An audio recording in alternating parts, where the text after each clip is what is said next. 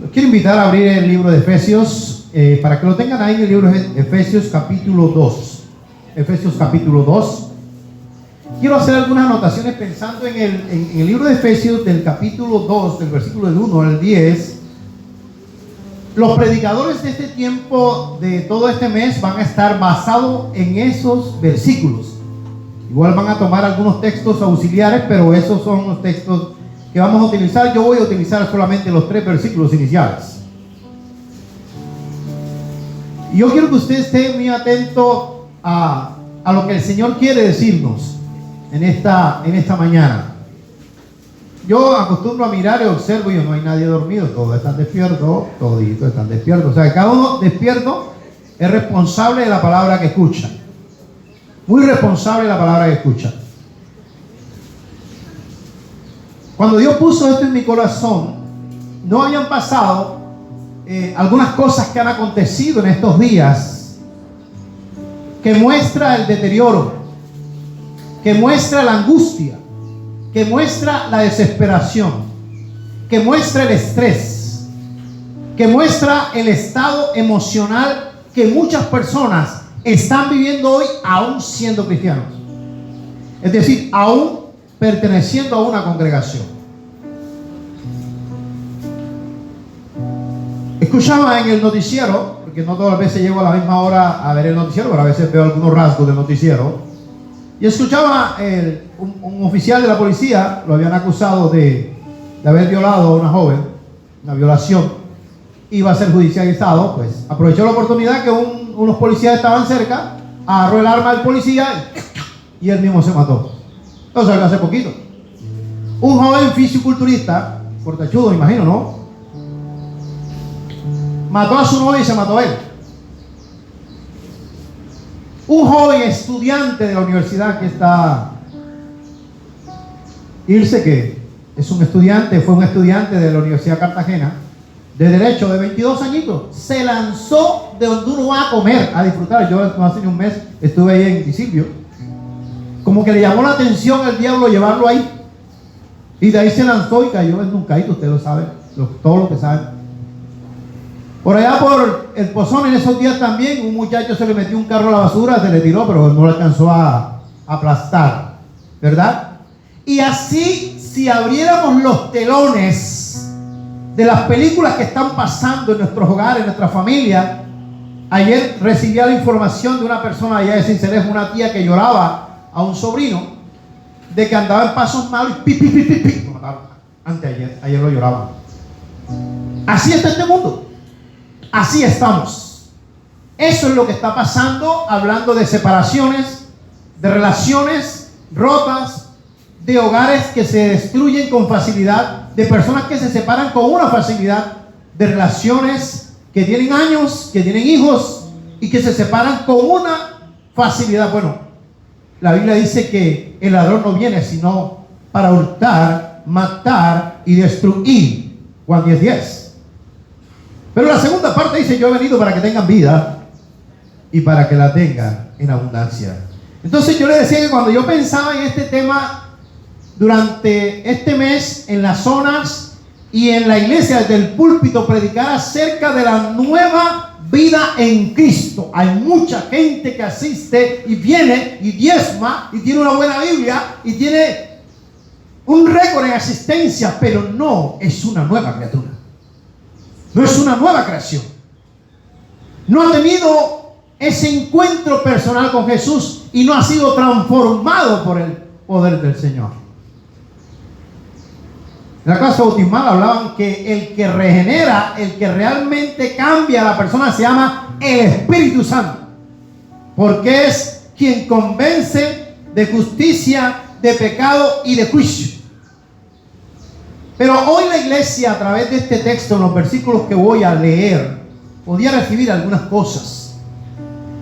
En el capítulo 2 de Efesios, sus versículos del 1 al 3, dice: y Él os dio vida a vosotros cuando estabais muertos en vuestros delitos y pecados, en los cuales anduvisteis en otro tiempo, siguiendo la corriente de este mundo, conforme al príncipe de la potestad del aire, el espíritu que ahora opera en los hijos de desobediencia, entre los cuales también todos nosotros vivimos en otro tiempo, en los deseos de nuestra carne, haciendo la voluntad de la carne y de los pensamientos, y éramos por naturaleza hijos de ira, lo mismo que los demás. Tremenda palabra, hermanos, para la iglesia en aquel momento de Efesios. Que hoy esa palabra se hace viva para la iglesia manantial de vida y para la iglesia mundial. No somos ajenos a lo que está pasando. Pensando en la palabra muertos, yo recuerdo que en una de mis prédicas decía: muertos no son los que yacen en la tumba fría. Muertos son los que tienen muerte el alma y viven todavía. Es una frase que me llamó la atención. Nosotros andamos como muertos. ¿Y saben por qué? Acuérdense que cuando la orden se le dio a Adán y a Eva en aquel momento, cuando tú pruebes de ese fruto, dice que ¿qué? Ciertamente ¿qué? Morirás. Es decir, desde ahí empezamos el tema de que somos muertos.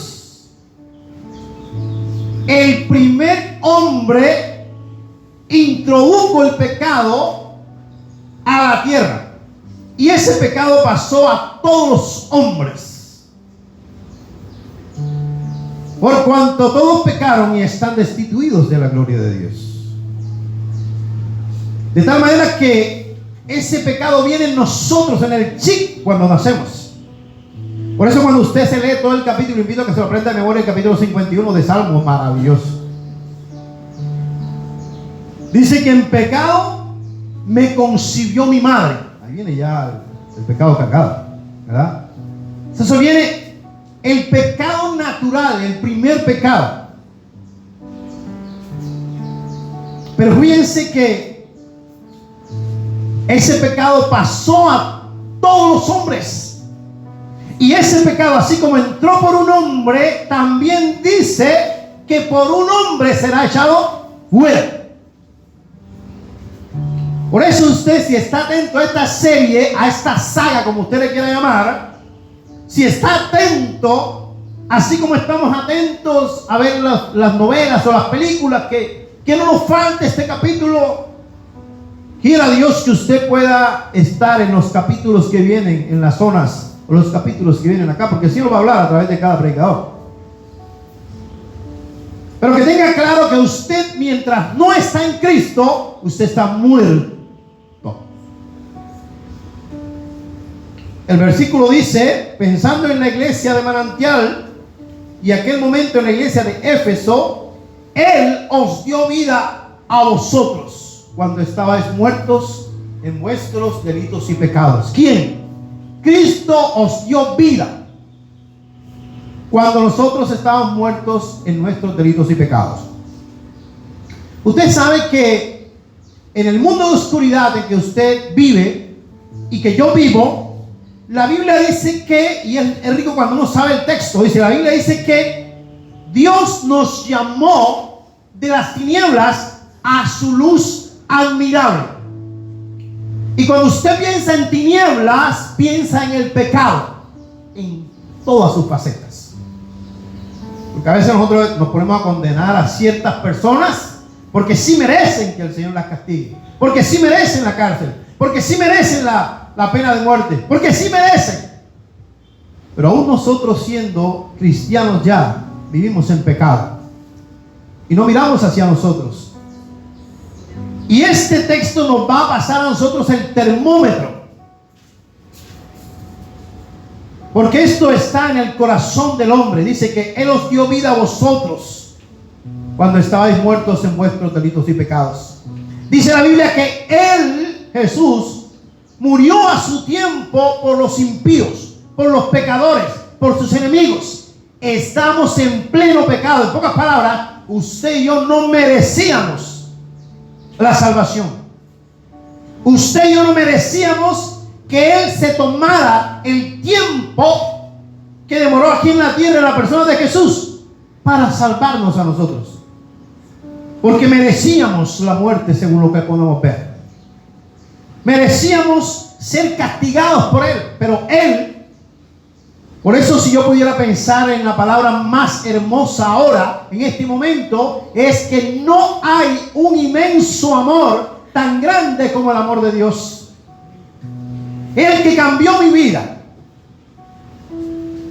y entregó su vida, entregó su sangre por mis pecados. Estaba muerto en mis delitos y pecados, y Él pensó en mí, y Él pensó en usted. Cuando usted mira ese panorama, entonces usted dice: no hay amor más grande que el amor de Dios. Gracias, porque en su misericordia Él lo pensó así. Él no escatimó el ser igual a Dios como cosa que aferrarse, sino que se despojó a sí mismo, pensando en la salvación de cada uno de nosotros. Y Él aquí dice en el versículo 2: en los cuales anduvisteis en otro tiempo, siguiendo la corriente de este mundo, conforme al príncipe de la potestad del aire, el espíritu que ahora opera en los hijos de desobediencia. Por eso les decía que el Señor en este tiempo nos va a pasar el escáner, nos va a pasar el calibrador o el termómetro o algo así. Una medida especial que usted tenga para eso. Cuando andabais, en los cuales anduvisteis en otro tiempo. En pocas palabras, nosotros en ese tiempo andábamos dirigidos por el enemigo. Acuérdense que la Biblia dice que el ladrón no viene sino para hurtar, matar y destruir. Pero también dice que él anda como león rugiente buscando a quien devorar. Pero también dice que anda armando lazos a toda hora. Pero también dice que es el acusador. Es decir, que en ese tiempo tú y yo estamos orientados por Él. Si usted se deja orientar por el enemigo, lo que va a pasar es esto que está pasando a nivel latinoamericano, a nivel mundial. Hombre entró a una escuela de niños, defundó su arma y empezó a disparar contra las personas. 15 niños muertos, 3 profesores muertos. Hombre entró a determinado centro comercial y empezó a disparar como loco y mató un pocotón de gente. Y en estos días que miraba la noticia, un hombre llegó, entró a un centro comercial, andaba con un cuchillo y puyó uno, y puyó otro, y puyó otro, y puyó otro, y puyó un pocotón de gente. Así claritico. Usted y yo estamos expuestos a la maldad que hay en el mundo. Ninguno está exento de eso.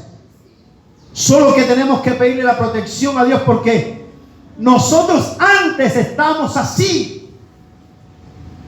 Y solo alguien que le da la oportunidad al enemigo para que le use de esa manera, que habla el espíritu que opera en los hijos de desobediencia. Aquí el tema del hombre ha sido su desobediencia, su creador. Le ha dado la espalda a su creador, le ha dado la espalda a Dios. Le han sacado de las instituciones, le han sacado de las empresas, le han sacado de los países. Han llegado hombres a dirigir países y han sacado a Dios. Y en la Biblia lo dice: cuando reyes asumieron el cargo, no mencionaron a Dios. Y recuerde la historia de esos. En los cuales anduviste en otro tiempo, ¿verdad? Siguiendo la corriente de este mundo, en la guía de nada más y nada menos que Satanás. Esto quiere decir, si estás con Satanás, estás con Satanás. Si estás con Dios, porque no podemos coquetearle al uno y estar con el otro a la vez. Es cuestión de odiar lo que Dios odia. Es cuestión de separarte de lo que a Dios no le agrada. Es cuestión de dejar lo que te tiene atado o atada. Es cuestión de dejar lo que te hace daño, lo que no te permite vivir en paz. Y Dios, en su infinita misericordia, por eso es que yo amo a Dios, por saber que Él es omnisciente, Él es omnipresente, Él es omnipotente, Él sabe todo, absolutamente todo, conoce todo y puede hacer todo. Nos dio ese raciocinio como para nosotros no le digamos a Él: yo no entendí. Yo no entendí. Qué lindo es saber que tú tengas la capacidad de saber lo que es bueno y lo que es malo. Por eso a los niños se les da la oportunidad, el Señor les da la oportunidad de que ellos mueren pequeños sin tener conciencia aún del mal que hacen, van derechito al cielo. Pero cuando tienen conciencia del pecado, el Señor les juzgará por eso. Por cualquier paso que tú des que no le agrada a Dios, que no está bien, aquel paso que es un paso de desobediencia que estás transgrediendo, te estás yendo en contra de los mandamientos de Dios. Son personas que están dirigidas por el príncipe de la potestad del aire, el espíritu que ahora opera en los hijos de desobediencia. Por eso cuando usted lee Efesios, se encuentra con que el Señor empieza diciendo: vestidos de toda la armadura de Dios, para que podáis estar firmes contra las acechanzas del diablo. Porque no tenemos lucha contra carne y sangre, sino contra potestados, contra huestes espirituales de maldad en las reuniones celestes. Y entonces dice: vestidos de toda la armadura de Dios, para que podáis estar firmes cuando el enemigo ataca. Porque usted cree que no. Un grupo grande se vino con él de allá del cielo cuando formó la guerra con Dios, y esos son los que están operando en cada persona. Yo no puedo identificar qué espíritu tiene este, pero bueno, caramba, un tipo que se mete a consumir droga está poseído. Un tipo que se da por matarse está poseído.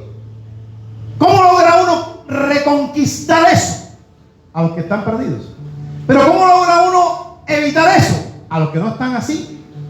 Cuando uno empieza desde la niñez a transferirle a nuestros hijos el temor a Dios, la confianza en Dios, los principios de Dios, eso va a mostrar y va a revelar delante de los demás que tus hijos son diferentes. Y no esperes que Satanás los oriente, como dice la palabra aquí, en los cuales anduviste en otro tiempo. Nos toca a nosotros. Nosotros no podemos entrar en el corazón de las personas para ver lo que está pasando en ellos. Pero el espíritu que opera en las personas puede llevarlo a eso. Y eso te puede pasar a ti, me puede pasar a mí. ¿Sabes por qué? Porque la Biblia dice que no deis lugar al diablo. Hay muchas personas que hoy pudieran estar aquí. Yo he invitado a personas y varias personas me dijeron: hoy yo voy para allá el domingo. No sé cuántas invitó usted, pero yo invité varias. No, sí, el domingo vengo. Pero se pregunta dónde están.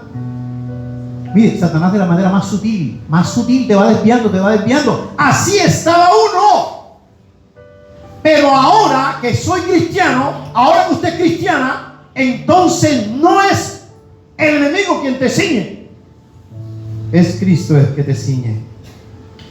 Entre los cuales también todos nosotros vivimos en otro tiempo en los deseos de nuestra carne, haciendo la voluntad de la carne y de los pensamientos, y éramos por naturaleza hijos de ira, lo mismo que los demás. Concluyo diciendo, mis amados, aquí hay una lucha. Es la lucha entre la carne y el espíritu. Romanos capítulo 8, versículo 1 dice: ahora pues ninguna condenación hay para los que están en Cristo Jesús, los que no andan conforme a la carne, sino conforme al espíritu. Entonces aquí hay una lucha entre la carne y lo espiritual.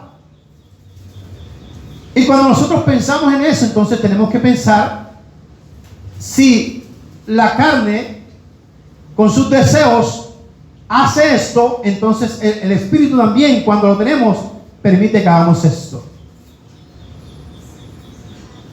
Y el fruto de la carne no es tan agradable, pero el espíritu sí quiere mencionarlo, ¿verdad? Porque el fruto del espíritu es amor, ¿qué más? Gozo, paz, benignidad, bondad, fe, mansedumbre, paciencia. Contra tales cosas no hay ley.